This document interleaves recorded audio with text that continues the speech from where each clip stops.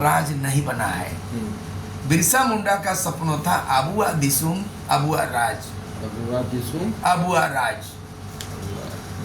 मतलब अंग्रेजों से जो भारत देश मुक्ति हुआ, आजाद हुआ, तो झारखंड में भी ऐसे राज, आदिवासी राज की परिकल्पना किया था बिरसा मुंडा। जल जंगल जमीन का अधिकार हो, हमारे गांव में हमारा राज स्थापित हो। वो आज तक 25 वर्षों में वो सपना पूरा नहीं हुआ। तो वैसे परिस्थिति में इन 25 वर्षों के अंदर में जो है ये 14वां सरकार बना, और बाप बेटा मिला के ये तो कितना बार बना, ये 3 बार मुख्यमंत्री ये है शिबू सोरेन, और हेमंत सोरेन जो है 2 बार।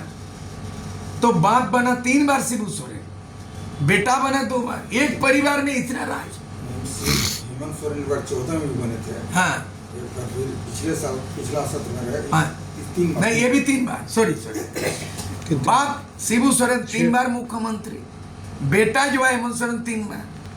तो 3 6 बार एक परिवार के बाप बेटा, फिर भी झारखंड का तस्वीर नहीं बदली। क्यों झारखंड का तस्वीर क्यों नहीं बदली? झारखंड का बदहाल क्यों नहीं बदला? इन 25 वर्षों के अंदर में 20 लाख लोग बेरोजगार, भूखमरी के चलते पलायन कर गया।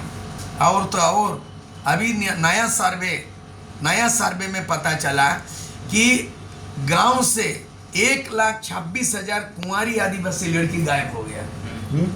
1,26,000 कुंवारी लड़की, आदिवासी लड़की गांव से लापता हो गया। कोई भेज दिया बॉम्बे में, दिल्ली में, काम मिलेगा। ये रिपोर्ट है ऑथेंटिक।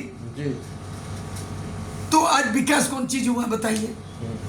जब झारखंड राज्य बनने के बाद कोरोना काल में पता चला कि 20 लाख लोग बाहर से यहाँ मजदूर को लाया गया। 20 लाख लोग जा रहे थे। अब राज बना, इसीलिए राज बना है। रोजगार होगा, खेती बाड़ी होगा, स्वरोजगार होगा, उद्योग विकास होगा। लेकिन आप जो है ना, इसके बावजूद भी 20 लाख लोग पलायन कर गया, पलायन रुका नहीं यार। तो ये तमाम नीति नियम नहीं बना, तमाम तो कौन चीज राज बन रहा है? बिहार से अलग होने के बाद तो एक दूसरा, झारखंड में दूसरा बिहार समाहित हो गया है। बिहार का कार्य संस्कृति यहाँ पे चल रहा है। बिना कमीशन का, बिना लेन देन का कोई यहाँ पे कारोबार नहीं हो सकता है। ट्रांसफर पोस्टिंग उद्योग बन गया है यहाँ का। ऐसा राज्य तो हम लोग कल्पना नहीं किए थे, लड़ाई लड़ने वाले।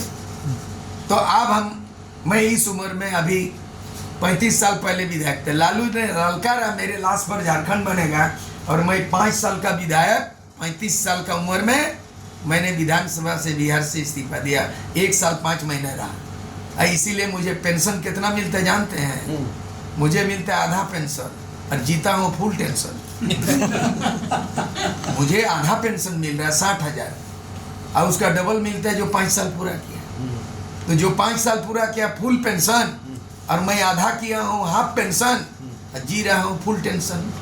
तो इसीलिए 70 साल की उम्र में मैं जेपी को याद करता हूँ कि 74 में जेपी ने संपूर्ण क्रांति का ललकारा, और 74 में जेपी आंदोलन, 77 में सत्ता परिवर्तन। अब जेपी के तत्व पे सूर्य सिंह बेसरा, मैं सत्ता परिवर्तन, व्यवस्था परिवर्तन, हेमंत सोरेन सरकार, जो आदिवासी विरोधी सरकार, जो टोली में सिरम टोली में जब सरना स्थल को भी उन्होंने नहीं बख्शा, और यहाँ आदिवासियों का CNT एक्ट का उल्लंघन किया, और आदिवासी आज आवाज बुलंद कर रहा है। मैं अपील करना चाहता हूँ कि सूर्य सिंह बेसरा के पुकार से जेपी आंदोलन की तरह सत्ता बदलो, व्यवस्था बदलो, और इसको उखाड़ फेंको। और 2029 होते हम तीसरा विकल्प बनाएंगे।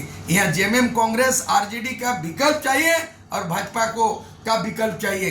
तीसरा विकल्प के लिए मैं राजनीतिक मंच बनाने के लिए, मैं यहाँ से आज बरी होने के बाद मैं राजनीतिक काम एक काम करूँगा कि 2029 में एक तीसरा विकल्प बनेगा।